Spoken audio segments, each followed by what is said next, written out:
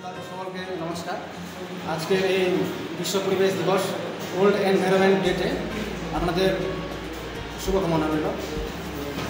আজকের এই 5 জুন তারিখে আমাদের ভারত সারা বিশ্বে এই দিনটিতে পরিবেশ সংরক্ষণের জন্য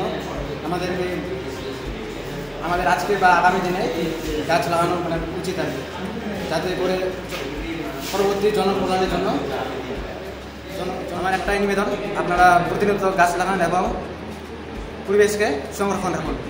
ধন্যবাদ। আপনারা সবাই ভালো থাকবেন। হ্যাপি। আমাদের গাছ লাগানো উচিত, সবাইকে সচেতন করুন এবং নিয়ে সচেতন হন এবং গাছ লাগান। প্রকৃতি আমাদের এত বছর ধরে দিয়ে এসছে, তাই আমাদের উচিত দূষণমুক্ত প্রকৃতি গড়ে তোলা।